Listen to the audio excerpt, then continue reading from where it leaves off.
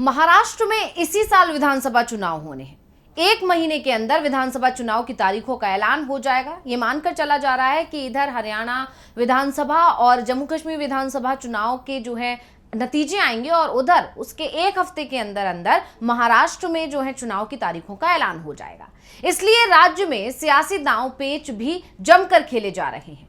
अभी तक बीजेपी के दांव से इंडिया गठबंधन परेशान दिखाई दे रहा था, लेकिन अब लोकसभा चुनाव के बाद से मामला पूरी तरह से पलट चुका है। ये भी कह सकते हैं बाजी पलट चुकी है। अब खेल इंडिया गठबंधन कर रहा है और खेला बीजेपी के साथ हो रहा है, यानी कि बीजेपी परेशान हो रही है, एनडीए गठबंधन परेशान हो रहा है। बीजेपी और उसके सहयोगियों में खलबली मची हुई है। बीजेपी और उसके सहयोगियों में मची इसी खलबली को लेकर हम करेंगे बात। नमस्कार, मैं हूं अंशिता। चुनाव से पहले दल बदल का खेल हर राज्य में देखा जाता है और यह दल बदल इस बात के संकेत भी देता है कि किस दल की सरकार बनने की उम्मीद सबसे ज्यादा है। जिस दल को नेता एक के बाद एक छोड़ रहे होते हैं, माना जाता है कि वो पार्टी अब कमजोर हो रही है और उसके सत्ता में आने की कोई उम्मीद नहीं है, यानी कि वो सत्ता से जाने वाली है। जनता उस दल से नाराज है, तो जिस दल के दरवाजे पर नेता इस इंतजार में है कि कब मौका मिला और वो उसमें शामिल हो जाएं, तो वो दल माना जाता है कि इस बार मजबूत स्थिति में है और हो सकता है कि इस बार राज्य में उसी दल की सरकार आ जाए। तो इस समय महाराष्ट्र विधानसभा चुनाव बेहद करीब है। चुनावी तैयारियां जो है जोर पकड़ रही हैं, जो है सभी दल अपनी अपनी ताकत पुरजोर तरीके से लगा रहे हैं और राज्य की सत्ता पर कब्जा जमाना चाहते हैं। हरियाणा और जम्मू कश्मीर विधानसभा चुनाव के परिणाम सामने आने के सप्ताह भर के अंदर महाराष्ट्र में चुनावों का ऐलान हो जाएगा। वैसे चुनावों से पहले ही राज्य पूरी तरह से चुनावी मोड में है। राजनीतिक दलों की पूरे राज्य में रैलियां लगातार चल रही हैं और इन रैलियों से जो माहौल सामने आ रहा है वो एनडीए गठबंधन की नींद उड़ा रहा है। इस बीच शिंदे सरकार में मंत्री धर्मराव बाबा आत्राम, जो कि एनसीपी विधायक हैं, उनकी बेटी भाग्यश्री आत्राम अब शरद पवार की एनसीपी में शामिल हो गई हैं। अजीत पवार के बहुत रोकने के बावजूद भाग्यश्री ने अपना फैसला नहीं बदला और वो शरद पवार के साथ चली गई। अब दावा किया जा रहा है कि नवंबर में महाराष्ट्र में जब विधानसभा चुनाव होंगे, उस समय भाग्यश्री अपने पिता के खिलाफ ही अहेरी सीट से चुनाव लड़ेंगी, यानी ये मामला पारिवारिक भी होगा। धर्मराव बाबा आत्राम इस समय अहेरी सीट से ही विधायक हैं। शरद गुट की सदस्यता ग्रहण करने के दौरान भाग्यश्री ने कहा कि जब उनके पिता को नक्सलियों ने अगवा कर लिया था, तब शरद पवार ही थे जिन्होंने उनकी सुरक्षित वापसी सुनिश्चित की थी। इसलिए मैं शरद पवार के आभार व्यक्त करने के लिए उनके साथ खड़ी होने की अब कोशिश कर रही हूं।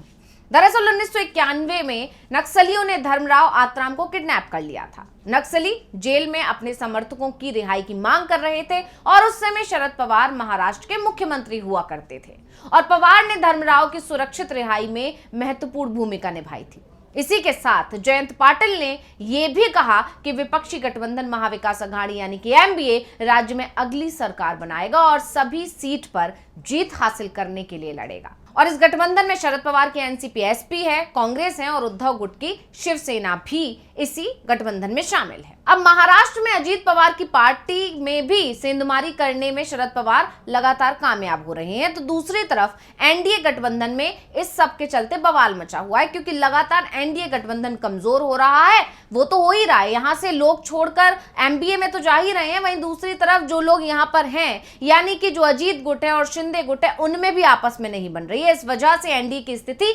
बेहद कमजोर नजर आ रही है। अभी तक तो अजीत पवार की एनसीपी और बीजेपी ही आमने सामने थे, लेकिन अब खबर है कि शिंदे की शिवसेना और बीजेपी के बीच भी टकराव शुरू हो गया है, यानी आपस में तीनों ही दल एक दूसरे से भिड़े हुए हैं। कहीं शिंदे और अजीत पवार की नहीं बन रही है, तो कहीं शिंदे और बीजेपी की नहीं बन रही है, तो कहीं अजीत पवार और बीजेपी की नहीं बन रही है। दरअसल बीजेपी और शिंदे सेना के बीच टकराव का कारण बना है शिवसेना विधायक यामिनी जाधव का एक वीडियो, जो अब तेजी से वायरल हो रहा है, सोशल मीडिया पर छा गया और इस वीडियो पर लोगों की तमाम तरह की प्रतिक्रियाएं आ रही हैं। कई लोग यामिनी की तारीफ भी कर रहे हैं तो कई आलोचना भी कर रहे हैं।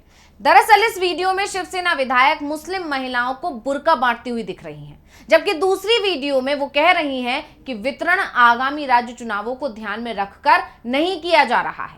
शिवसेना विधायक यामिनी जाधव ने वीडियो में कहा है कि अगर विपक्ष को लगता है कि बुर्का हिजाब बांटना यामिनी जाधव या यशवंत जाधव की तरफ से मुसलमानों का विश्वास हासिल करने के लिए किया जा रहा है तो ये कोई राजनीतिक जुमला नहीं है।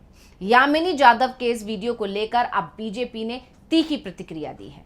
बीजेपी मुंबई के अध्यक्ष आशीष शेलार ने कहा कि वो जो चाहे करें, लेकिन बीजेपी बुर्का बांटने जैसी तुष्टीकरण की राजनीति को स्वीकार नहीं करती है। अब यहाँ दिलचस्प बात यह है कि मुंबई की भायखला विधानसभा सीट दक्षिण मुंबई लोकसभा क्षेत्र के अंदर आती है। इस लोकसभा क्षेत्र से यूबीटी सेना के अरविंद सावंत ने जीत दर्ज की थी और उन्हें भायखला इलाके के अल्पसंख्यक वोट बड़ी संख्या में मिले थे। अरविंद सावंत लोकसभा चुनाव 50,000 से ज्यादा वोटों से जीते थे। वहीं शिंदे गुट की तरफ से चुनाव मैदान में भायखला से विधायक यामिनी जशवंत जाधव चुनाव मैदान में थी, जो कि पहले उद्धव गुट में थी, लेकिन बाद में शिंदे सेना में शामिल हो गई थी।